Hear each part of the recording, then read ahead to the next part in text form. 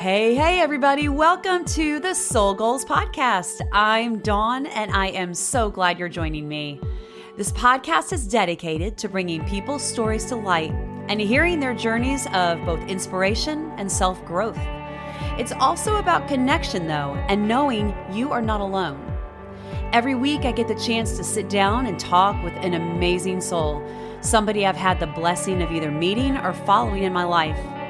I am so very grateful for my guests and their openness and their vulnerability as we share real and heartfelt conversations and stories together.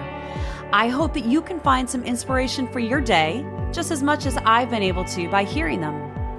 Everyone has a story, and every story matters.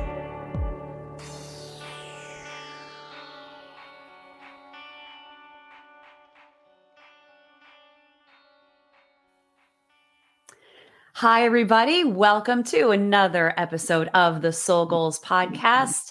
I am Dawn, and today I get to welcome one of my favorite people. I think I say that all the time. They're always my favorite people, but it is. I'm really lucky that I'm doing what I'm doing and being able to connect with y'all.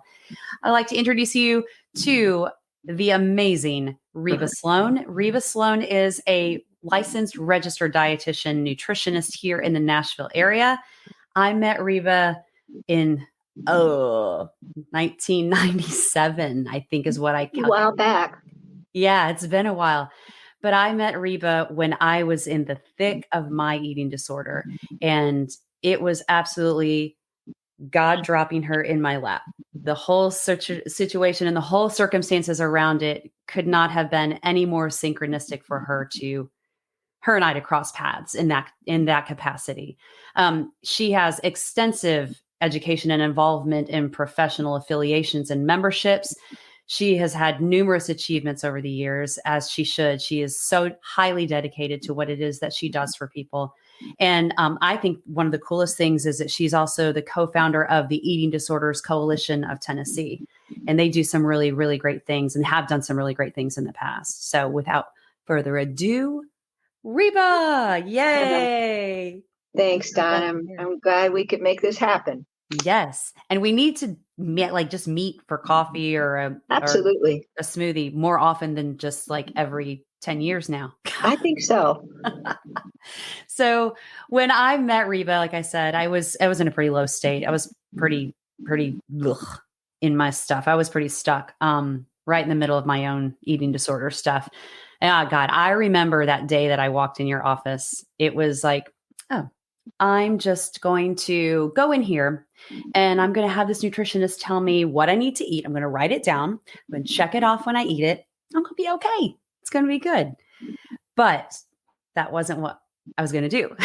However, I remember that meeting, sitting and talking with you and just telling you all my stuff. And you could totally see right through me, but you let me go. Yeah, let me speak, and it was great. That's more just that's not science. That's more art. It's an art. Well, you did it very well, and I want to tell you the thing that I think Reba has, the gift that she really has, other than knowing her stuff really well, is that art of being able to connect with someone and giving them space to explore their stuff. And that's what you did. You let me have my stuff for the first half of the session. And then you approached it from hey, why don't we consider looking at this? Yeah. And it was done in a really, really beautiful way. I would love to hear a little bit more about your roots. Sure. And how you became interested in doing this as a living. Well, to tell you the truth, when I first became a registered dietitian, I had no inclination that I wanted to treat eating disorders. And, for one reason, during that time, eating disorders really weren't treated or discussed. But my history is I had anorexia nervosa in the 1960s. Mm-hmm. And that is how I got interested in becoming a dietitian.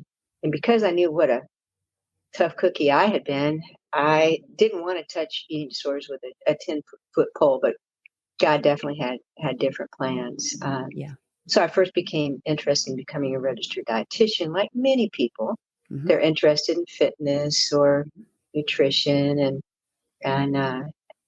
but God directed my ways, and that can go either way. Sometimes, I've worked with registered dietitians and dietetic interns that got into the field through their eating disorder, and they started treating people before they were fully healed.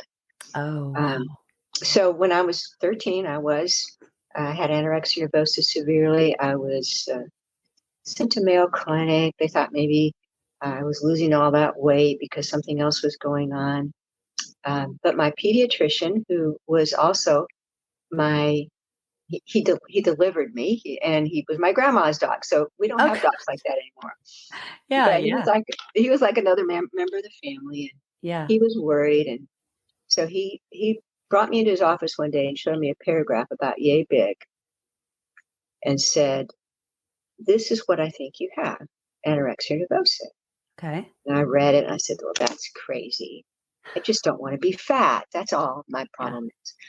And so after kind of hammering things out at Mayo and realizing this is not organic, this is an eating disorder. Mhm. Now, I'd like to say they really knew their stuff back then at Mayo in the 60s. They didn't.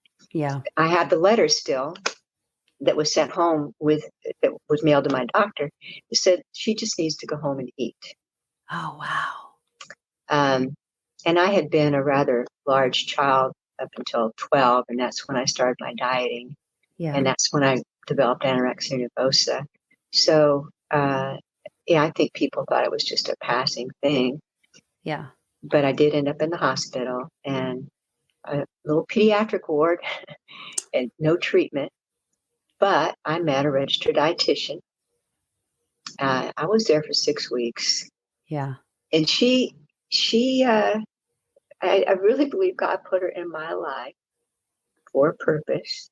She didn't know what to do with me. She Mhm. was youngish, under 30. Mhm. She was frustrated Mhm. to the point one day she was leaving my room, and as she's getting ready to pull the door to, she said, "You might as well become a registered dietitian because you're going to find this interesting."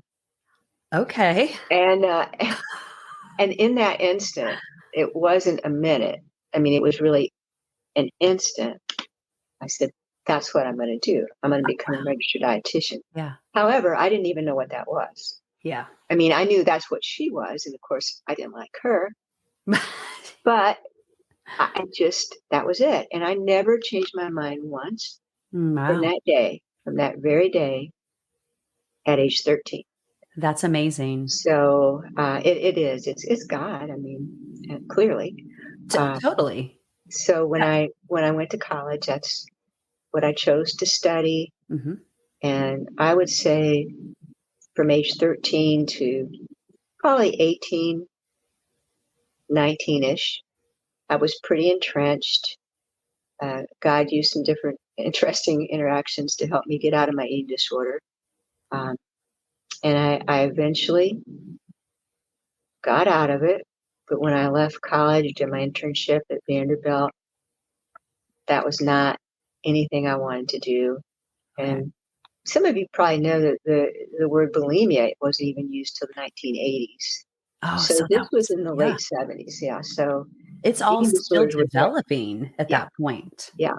Mhm. So that's, and then through a series of events, I was contacted by a licensed clinical social worker who was a pioneer here in Nashville in treating eating disorders, probably one of the very first. And she had known somebody told her about me, and Mhm. she said, "Well, you need to treat eating disorders." I said, "I don't want to treat eating disorders." She said, "Well, you've been there, you Yeah. understand the mindset, you need to treat them, and I tell you what, I'll supervise you for free. You Oh, can wow. use my office on Saturdays to start seeing people with eating disorders." At that time, I was um, sort of contracting with Baptist Health and Fitness, and they didn't want anybody with an eating disorder there. Yeah. So she just insisted, and I learned so much from her. And she, for the first, I'd say, 9 years of my practice, just really gently guided me. And then I started getting extra training, went back and got my master's in Hmm. behavioral counseling. And I mean, it's just a beautiful way that God took what was broken in my life, healed me, Hmm. and then put me in a position to help others. Gosh, yeah. I'm incredibly grateful. I understand it was all God Yeah. and definitely directed by Him. Yeah. And especially, I think it's really intriguing because, especially in a time when there was nothing known about it, and No, you're hospitalized as a 13-year-old for yeah, 6 weeks, you said. just And on a pediatrics ward. They're trying to get me to eat, and of course, you can imagine how far that went. I knew all the tricks, put it that way. Um, yeah. yeah, it was the and only reason I said, "What in the world do I have to weigh to get out of this hospital?" Oh, And that was how I got out. I don't know how long they would have kept me in there. yeah. Um, but there was nothing about wanting to be recovered at that point. It was Yeah. just, I got to get out of this hospital. Yeah. And then things evolved from there. And so Yeah. I've been The treating path is disorders for 30 years now. And Oh, wow. Well, I know so many people are grateful for that. So many, myself included, obviously.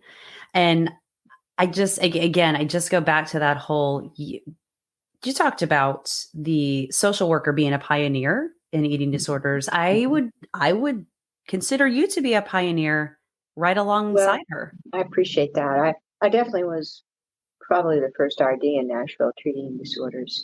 Yeah. And there are lots of them out there now, but I Yeah. probably was the first. And like I said, it wasn't by choice. Yeah, I think that's the really interesting part for me and how it all unfolded. It was like Yeah, this is your journey. it was my journey, and I didn't have any idea that's the way things were Yeah. going to go. And Yeah. So and let me so go it's back to after you were out of the hospital and you said you were kind of entrenched there during those hmm teen years. hmm What happened with support for you? What did you have to go back to doctors? Did they have any idea that, because I know you said the one doctor said, I think this is what's going on with you, but I yeah, don't know. yeah. Well, he didn't, and he didn't know what to do with me. Yeah. I was sent to a school psychotherapist Okay. who slept through every session, and I will say I was quite delighted. She did, and I remember I sitting across from her, and she had a clock. You know, I was looking at the clock. I'm looking, and I would just watch the clock because she'd fall asleep. And when it had been Reba, 50 minutes, I would just get up, get up and walk go. out to the waiting area and tell my dad, I'm done. He'd say, "Well, how was your session?" I'm like, "Great." Right. Yeah. Oh my gosh. So, what support did I have? Well, my parents did the best they could. Hmm. I have a soft spot in my heart for parents because it's a harsh thing to say, but if your daughter or son was diagnosed, God forbid, with Yeah. something like cancer, at least somebody would tell you, "Hey, this is what you can expect. Here's the protocol. Hmm. Here's the treatment plan." Yeah. And with eating disorders, it's just not that simple. Yeah. So they did the best they could. Um, and God put people in my life. One Yeah. of the well, this is a weird story, but as I was starting my senior year of high school, and remember, I lost my whole high school years, and I was so entrenched. I wasn't interested in anything but getting straight A's, being a perfectionist, Wow. seeing how little I could eat, how it was just, you know, It was awful. So I consuming. was, pardon me? It was just consuming for you. Absolutely. So you lose yourself. Eating disorders are called disorders of self. Hmm. And very often they start during adolescence when you haven't figured out who you are anyway. Oh, that's a great point. Yeah. So yeah, it hijacks your brain. Yeah. So I'm entering my senior year, and I there was a young teacher. Okay, y'all, don't freak. at my high school, he was teaching chemistry, and he asked me out. Now, Okay. I have no idea why my parents let me go out with him. No, Okay, but this was 1960. 8 or 9, 9. Yeah. Wait a Okay. minute. I was getting ready to graduate in 73, so early 70s. Okay. But I mean, it was strictly dating. There's nothing else. Yeah. But he was interested in tennis. He was a tennis coach. He was a musician. He introduced me to classical music. Interesting sideline. When I met him, he was an agnostic. So Okay. the first curious thing is why my parents would let me date someone who was not a Christian, Yeah. and why would I want to? Yeah. It was God, because God used him in my life. I thought this would be the guy I married. Hmm. My first year of college, I still dated him as before I met my husband, Kevin. Hmm. He became a Christian, and I mean a serious Christian. Hmm. He later went on, married, had a couple kids, but is an elder at his church, does prison ministries. Wow, that's great. And so God puts people in your life for purposes. Sometimes they're completely different purposes than what you might think. Absolutely. But when you look back, you go, okay, I get it now. Yeah. And I'm old enough to have a lot of those aha moments, Ebenezer's, as they talk about in the Old Testament, where you go, I see where God worked there. Hmm. Yeah. So that support, I tell you, because he had a little money. He was a teacher, right? Right. I'd only dated boys in high school. It took me to what I would call fancy restaurants because my folks didn't eat out. And it's kind of like Applebee's for us, Okay. something of that nature.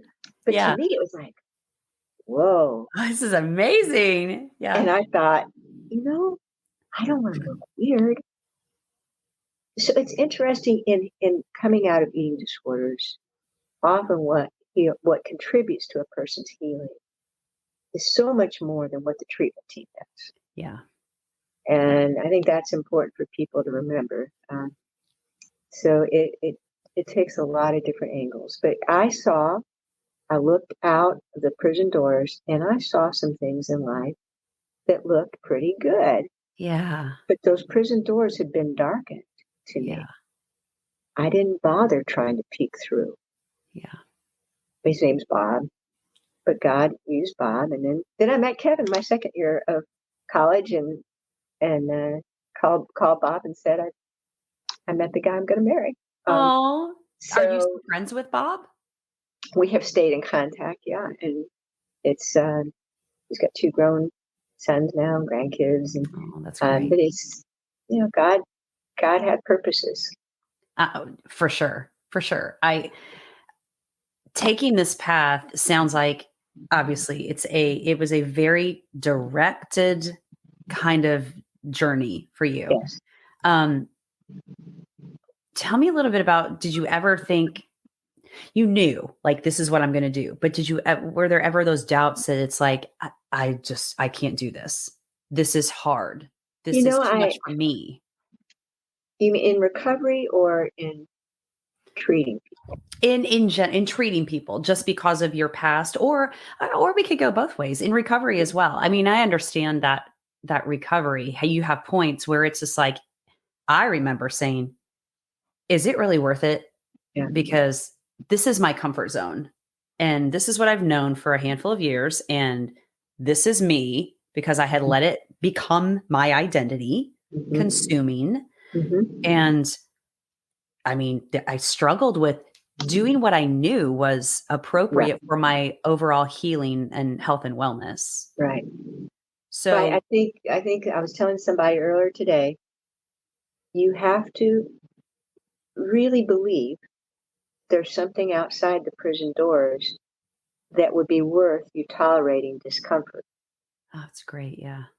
So I became very, uh, well, I became more serious about my relationship with God, I became very determined to get an internship and to get through college, um, and then marrying Kevin has been incredible support. When he met me in college, I would like to tell you I was completely healed, but no one gets out of an eating disorder and that early in your recovery that you don't have some scars and rough spots. Um, so I never once the ball started rolling, I never thought this is not worth it because I started experiencing life and I hadn't had life Yeah. in 4, 5, Since 6 years, yeah. and it put wind in my sails. Yeah. With treating disorders, I have to say because I'm passionate about it, um, I just I hear people talk about burnout, and I Mhm. think there was a time when I struggled a bit towards the end of me keeping a lease over in Green Hills, and more about just the burden of that rent, and that's why I've Mhm. gone virtual. Mhm. Um, but I love it so much, and I just I mean I'm 68. uh, Yeah. I should be quote unquote retiring, but Yeah. as long as God has people for me to see, Yeah. I'm going to keep going, and I love I present still and Yeah. train other professionals, and I'm passionate about that. So I don't give up on people. I believe in full recovery, Mhm. complete full recovery. And When do that's what I you want to see. when do you feel like your you could claim your full complete recovery? I think it's sort of like, those lights, those dimmer lights, Yeah. and you're in a pitch dark room. Yeah. If you had a flip on light, you just go, light. Yeah. The dimmer light, it's a gradual thing. Yeah. So for sure, by the time I got through my internship, there was so much healing in college, and Mhm. um, but there's not an aha moment, I think, where you say I crossed the finish line. Yeah. Whereas, let's say somebody had a broken bone, and you're watching the X-ray, Yeah. and the doctor says, "Wow, look, you know, 8 weeks out or whatever. Look, here we go," and Yeah. you will be able to tell Yeah. when that bone is healed. Mhm. So when people are recovering, I encourage them to think of it as a long-term journey. And I feel like in our culture, I can't promise people they're going to get to the point where they never, ever, ever have an irrational thought Mhm. about food, eating, not eating, weight, body image. Right. But you get to the point where the thought doesn't control you. Yeah. There's a true difference between being affected by a thought and being controlled. Amen. Yes. So that's the battle's up here. Yeah. It's the tug of war up here. And when your Yeah. truth channel is stronger than your disordered channel, and you can shut it down if it if it wants to spark up, Yeah. then you're in a solid place of recovery. And full recovery takes a lot of things. Learning who you really are, Right. developing your sense of purpose and identity. Right. Sometimes it's likened to delayed adolescence. Yes. So you Yes. have Oh, to go totally. back and go, oh yeah, what was it? What would I be interested in, or Mhm. what are my true beliefs, Mm. my core values? Mhm. What do I really want to develop in my life, my Mhm. character, and so forth? It's I so much more totally. than the body. So sometimes you got to go back Yeah. and pick some stuff up that you might have missed. Yeah, So that makes so much sense if I think back on my recovery path about that having to go back and that delayed adolescence. Because like you do, I know you do treat teenage patients yeah, as well as, I mean, I had people as young as 8 years old with eating disorders. So I treat all ages. yeah. I think my oldest client's in her mid 70s. Oh, wow. Um, so it can hit. What happens a lot of times is people are not diagnosed if they struggle with an eating disorder in adolescence or even that first year of college are the two bimodal times. Yes. And it's missed. Then they show up coming to see me 40, 50, or 60, and they think they have a new eating disorder.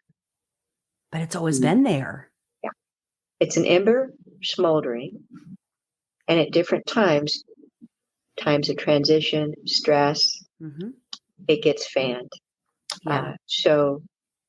But often the real first domino starts falling during adolescence because of that individuation, transitioning time. It can put you in a vulnerable place Yes. to latch on to other things, to try to figure all of it out, quite Yeah. frankly.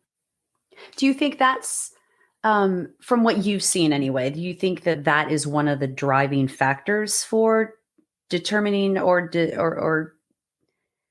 deciding to go down this road of eating disorder that people Well, make the choice to I do? think there are times you're vulnerable in your life, Mm-hmm. and anytime somebody messes with dietary restriction of any sort, they crack the door. Mm. So, let's say you messed around with a little bit of dieting in adolescence, and the body changes during that time, huge changes in your life. You go from going into junior high and high school, you're trying to pull away from your parents and Yeah. figure yourself out. Yeah. So that's a vulnerable time. And then that first year of college is another huge transitional time. So if you look at research, they'll kind of tap those two age times as times when the root might start. Mm-hmm. But then at any time in your life, if you didn't put the fire out, you have a big change, career change, you start traveling with your job, you get a divorce, it can go through the roof if you Yeah. don't put the fire out at the time. And a lot of people really didn't even have the resources or, the knowledge. And Right. so I see them at 40 or 50, and I'm like, let's go back. Yeah. And a lot of them haven't connected the dots. And then we go back and Like, oh, yeah, whoa. I did start doing Weight Watchers with my mother as a teen Yeah. or an adolescent. Mm-hmm. Oh, yeah, I did start agonizing about my body when it started changing, or somebody in my family made a comment about uh, what I'm eating or not eating, or my body changing. And they go, yeah, I get it. But if you'd asked them, did you ever start? I often ask them, when do you think all this started? Oh, last year. And they're 45 or 50. I'm thinking, Yeah, no, there is a much longer time ago. so Yeah. I don't think it was last year. So Yeah.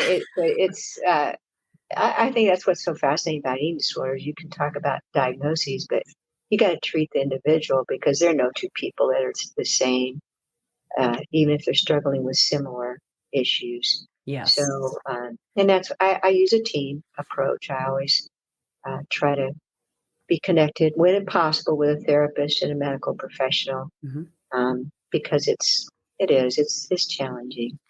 Yeah, and I remember when I was first meeting with you, you were instrumental in helping me get connected to the right team and Yeah, the right, yeah, the whole situation, from the internist that I had to see, to the yeah. group therapy that I went to the individual therapy that I went to the meetings that I had with you. And yes, I can attest, there were times that I did not appreciate my angel Reba because I knew Oh I was going man, to go in there. I've had so many. Well, some of you might have read the book Life Without Ed, and if you read the foreword, you'll find out I treated Jenny way back in the day, Oh, uh, wow. and she Okay. had times when when we see each other, she still apologizes. She's like, for all those times, Reba, that I said I hate you, I'm just so sorry. I really didn't hate it. But you understand that that's not her speaking. No, I'm Like, like, you that's can let go of that. yeah. You were hijacked. Yes. But it's, I've had clients throw stuff at me. I Whoa, wait, I, throw stuff at I you? I've had teenagers, like, nothing that will hurt me, Right, but but just like like, throw papers at me, or okay. I'll hand them something to read. Yeah. And like, take that back. So I'll just say, well, let's just go out and visit with your mom a second. Yeah. Um, but it's an interesting population group to work with, and I love it, and I pray God keeps giving me opportunities to work with the people I'm supposed to work with. And but when I book a couple of new people, I know God must have sent them because, uh, there are a lot of choices out there right now. And we in Nashville, I have to say, we do have a lot of access. And you mentioned, they call Eden Soar Coalition of Tennessee, now they call it Renewed, which I regret. I wish they hadn't changed the name. Mm, But there are a lot of wonderful support groups and hmm. places to get connected. Yeah. So it's different than when I started practice, and Yeah. there are a lot more availabilities. Yeah. It was even different. It's different now, I know, than it was 15 years ago when I was Mhm. walking in it. Yeah, Or no, definitely. 15, 20 years, like 20 years ago, Yeah, 25 years ago. a lot's evolved. Yeah. Yes, for sure. We were talking before I hit the record here about kind of the culture as a whole, and Mhm. that we were going to speak about eating disorders today. And you made a remark that I said, unfortunately, they're not going away. And you said, yeah, they're Mhm. just getting sneakier. Yeah, I would love for you to speak a little bit to that because I understand what that means. But I think that yeah. for a large majority of people, they use the guise of health as Mhm. I'm doing something good from my body. And where's Mhm. that line? Because Right. sometimes, like, and how do you know as an individual what's your guide to Well, know? I tell people if they are number one, if they've developed rules or they've been given rules. Okay. Health is not about rules. My favorite oxymoron is structured flexibility. Okay. I like that. And when you get too rigid and you have no flexibility, you're going to get imprisoned. Yeah. And health is about finding the middle ground. Hmm. If you look at what's recommended to fight heart disease, cancer, stroke, diabetes, it's fascinating. You get no rules, but wow, you get no mixed messages. Yeah. Yeah. All Yeah. similar guidelines. Yeah. Uh, most people who come to me and go, Reba, I'm just trying to be healthy. Yeah. I It's did. about weight. It's about weight. It's not about health. Yeah. And I'm like, come on, get real. Yeah. So we have, but that's another thing that's changed. A lot of ways to get misinformation. Yes. If you were to go to Amazon and just even look under their category of books about nutrition and health, your head would just explode. Yeah. And that's not even counting social media.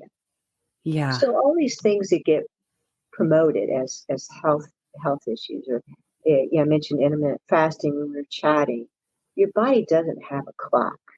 Yeah. Uh, One of my clients the other day said, Reba, I woke up at 12:30 or 1 in the morning and I was hungry. I said, well, what'd you do? Well, I just went back to sleep. Your body was telling you it needed something. Yeah. If you had to pee, you'd get up and pee. Right. So, Right. and she said, so I guess I should have gotten up and had it. I said, yeah. And Yeah. then maybe figured out, did you not eat enough dinner? Right. Were you restrictive earlier in that day? Right. But in that moment, you need to address your hunger. So in intermittent fasting, which is promoted as for health reasons, people start restricting, overriding hunger signals. And yes, some of them can devolve or evolve into an eating disorder. Yeah. So, in dieting in our culture, the diet industry is 80 billion with a B, Yeah. $1 billion a year industry. Yeah. Dieting is applauded, it's promoted. You get slapped on the back, good for you. I wish I could be as good as you. Uh, Mm. Mm-hmm. so dietary restriction closes in on. Mm-hmm. So you may feel like I'm starting this to try to be healthier, but when it starts making chaos in your brain Mm-hmm. and you feel it's robbing you of areas of quality of life, then it's an issue. Yeah. I don't care what you call it. One of my clients last week was saying, I'm really grateful I'm getting help. I kind of feel guilty because I don't fit any of the diagnostic criteria. And I'm like, I don't go by that. Yeah. I That's we're not if, talking about that. Yeah. if I fill out an insurance form for you, we'll have to figure out something or a super bill. Mm-hmm. But you have chaos in your brain Mm-hmm. You deserve to get out of that prison. Mm-hmm. So whether it's chaos in your brain about, oh, I've got to get X number of minutes of activity, or I ate that, so I need to do this. That's using exercise as a purging mechanism. Yeah. People don't look at it that way. They got all these Apple watches and got to close my rings, and Yeah. they think that's just about promoting health. Yeah. But one of my clients the other day said she was sitting actually in a worship service. So I was sitting there worrying that I hadn't closed my rings yet. Oh, wow. That shows you a little bit about what's becoming your God. Yes, it's when it intercedes in your existence and Yes. creates something that is, I mean, your focus in that you're not able to be in the moment that you're in. It really it cuts you off from the other areas of your life, relationships, your relationship with God, Yeah. peace of mind. Yes. So if there's chaos up there, it's an issue. I got you. Yeah. So I'm going to switch modes just a little bit. I want to talk a little bit about the support, and I Yeah. know that you spoke about the man that you started dating that was really kind of the catalyst for us as a support for you. Mm-hmm. If someone were to come into your office, a parent brings their child in and they talk, and you have a meeting with them, meeting with their child, what do you say to the parents in terms of support? Or what would you say to a friend of someone that's in the middle of an eating disorder? And what does that support look like? Is it, I mean, obviously it shouldn't be like, oh, they got enough of that going on upstairs. Right. But what do It's you counsel? non-judgmental. It's, parents, once their kids are teenagers, there's that individuation anyway that needs to occur. Sometimes the parents need to just kind of back off a tad Okay. and be underlying supportive and work with the treatment team. Yes.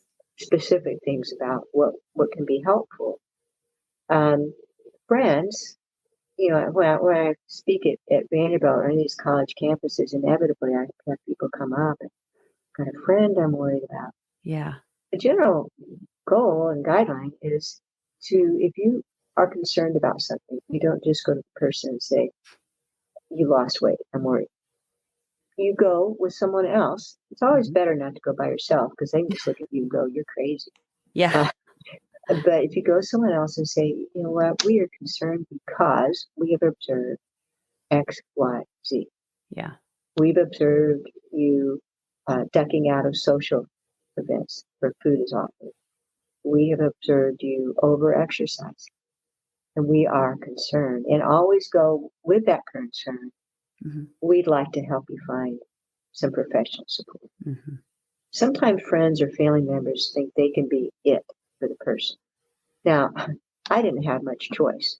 Yeah. But now there are plenty of ways to get help. There are a lot of wonderful virtual support groups even. Yeah. So I think being non-judgmental, Okay. being specific about what you are worried about, not necessarily weight related, unless you know they're in dangerously low body weight, then you need to make sure they see a medical professional. Mm-hmm. But it's got to be more than just you look thinner or you look bigger. Yeah. Yeah. It's got to be, binge eating is restriction breeds binging. So a lot of people who Yeah. start out with restriction will go into the compulsion. Yeah. So That's what I did. yeah, I well, was restricting, and then I gained some weight and everybody stopped bothering me. And I yeah, was like, okay, that's the sneaky. I got yeah. it figured out. No. It's so much more than the weight thing. So if you Yeah. just make your concern about weight, you're kind of giving them a pass that they can just make it about weight. Sure. Sure. So it's about thoughts, or I hear you talking so much these days about how fat you think you are. That concerns me. Okay. I hear you saying you couldn't believe you ate that because it made you feel guilty or shame. Mm-hmm. Food is not a moral or an ethical issue. Yeah. So very often what you'll hear that will spark a concern, you'll hear it first before you observe their actions. Okay. So if you hear them ruminating more about this or that, or I got to go run, those are things to bring up in a non-judgmental way. These are things we've observed. Yeah. Yeah. I remember I was working in Branson, Missouri on a show, and I had a coworker on the show that was concerned about me. No one had said anything. She was walking me to my car one night, like we always do. And the most non judgmental comment was made. And I was like, part of me sank. It was like, oh, shoot, I'm caught. Yeah. And the other part was like, oh, thank God I'm caught. Yes, exactly. Yeah. I think that's you nailed it. That's the way people are going to feel. And Yeah. they may react in a harsh way. Like, I can't believe you're saying, Yeah. let it simmer. Okay. You put it out there and then you back off and like I said, be willing to offer them specific. I know you can reach out to Renewed or Mhm. I'd be glad. I always do discovery calls. So if people call me and I'm not a good fit, or if they just want a therapist recommendation, Yeah. I'm always glad to be a resource. Uh, Awesome. so, and I'm grateful that I still can be. Yeah, and the community, you meet Reba, and my hope is everybody that watches this will understand just what a blessing you are to it, because Well, thank you you. are doing this for purpose. You're doing this for reason, and you're still doing it at 68 young years. Yeah, because you're Well, very youthful. I think it's thank you, thank keeping you. you young, right? One of your prompt questions was what your style is, and I decided I'd wear it Southwest. Uh, Okay, I love it. Well, so I it's a appreciate. good look for you. Well, Yeah. I appreciate it, and Oh, I appreciate you having me. And yeah. I really, I hope that this information reaches the right people, and I hope people will share your podcast Yeah. with others so that they'll know, and not just my show, but that Yeah. you are you're trying to reach out and support people, and I think that's wonderful. Yeah. Well, thank you.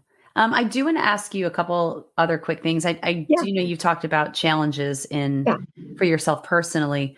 Um, but what's been the biggest blessing for you out of this career? Seeing people become well, Okay. seeing people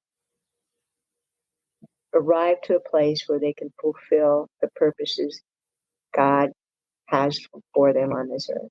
Hmm.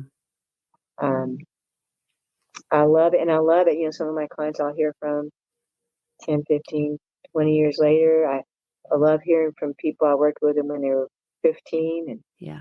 and seeing what their life's like now. And that it just can't be beat. Yeah. There's not any amount of money that could be worth more than seeing people arrive to the point where they can full, be about what they're supposed to be about. Yes. Yes. Absolutely. 100% agree with you there. Um, Okay, so you started out the style thing. I just to wrap it up because I know a lot of times on these podcasts we get kind of heavy with the info and it gets to be a little bit deep. So I always love to show the personality of my guest by asking some of those rapid fire questions. So Yeah, yeah, your style in one word you said was Southwest. Southwest. Yep. Yes, I'll take that. Have you like you have a favorite place you like to go? Have you vacationed? Santa Fe, New Mexico. Okay. Santa Fe, New Mexico. That's where I got this shirt. Okay. There you go. How I'm an often do ad you for Santa Fe, New Mexico. That's perfect. How often do you get there? I, I have probably about every 2 to 3 years. Okay, that's I have a nice. travel buddy that she introduced me to Santa Fe. She grew up going to Santa Fe, and so she's my Santa Fe travel buddy. Yeah, do you know, and this is I'm not being judgmental, but I'm looking at you and you look very Indian descent. My Like, dad was Native American. well, there you go. It's the high cheekbones. Yeah, my And dad was Native American, so I've always been interested in the Southwest and Native American. well, there you go. Makes total sense then. Okay. Next question. What item is worth spending more money on? Good food. Oh, yeah. And That's even something. bad food costs a lot. Even if it tastes crummy, the prices are so high. It's like, but I go to, I love Trader Joe's, Yes. and sometimes I'm like, I could probably get this cheaper someplace else. It wouldn't be as good. Yeah. So I understand. And you know what? I want to say thanks to you and my recovery. I'm the same way. I really enjoy sitting down at a nice restaurant. I don't do it all the time, but just really like I'm going to order an appetizer because it's gorgeous and I'm going Yes. to savor the bites that I take. And I'm going to order this entree that is just heavenly and Yes. I'm going to enjoy it. I'm going to Yes. sit and enjoy it. So yeah, perfect. What dish do you cook the best? Mexican casserole. Okay. What's But I in never make it the same each time. So there's an issue.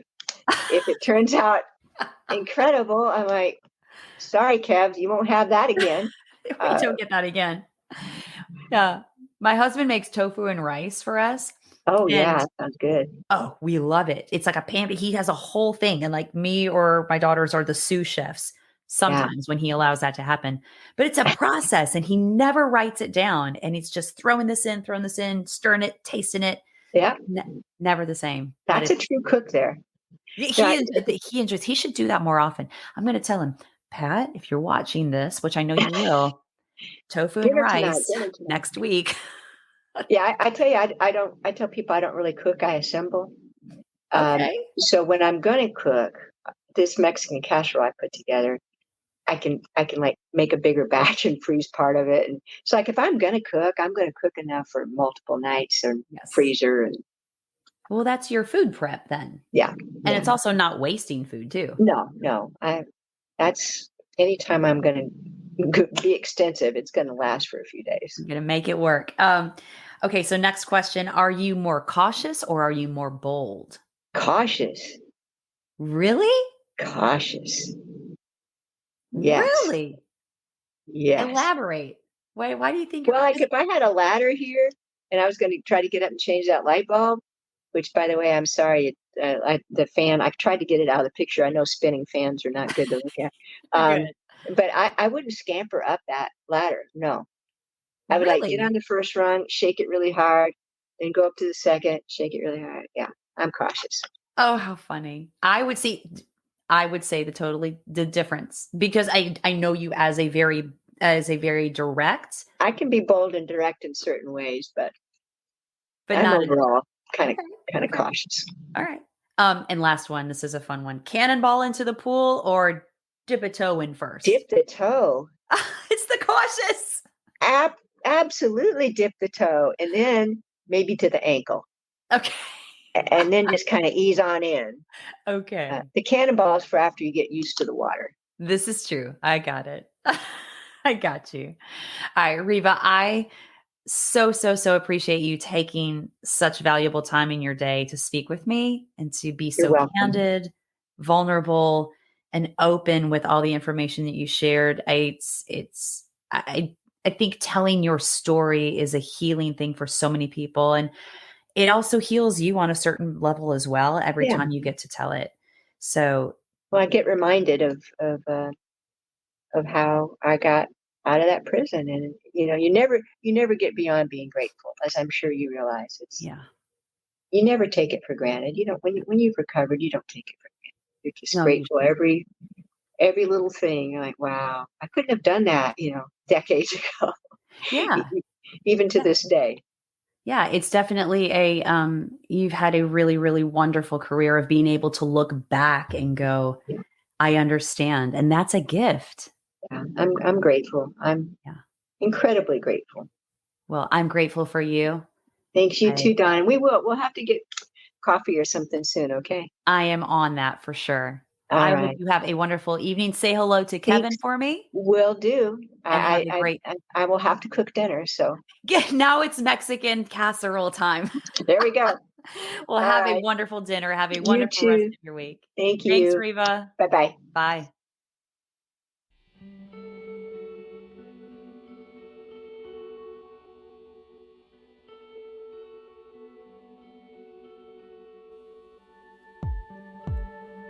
Thank you guys so much for tuning in today. If you have an idea for an interview or you would like to share your very own story, shoot me an email at dawn@thesoulgoals.com. I hope that today's guest and their words have led you to find a deeper space of your very own soul goals. Until next time, friends, remember that everyone has a story and every story matters.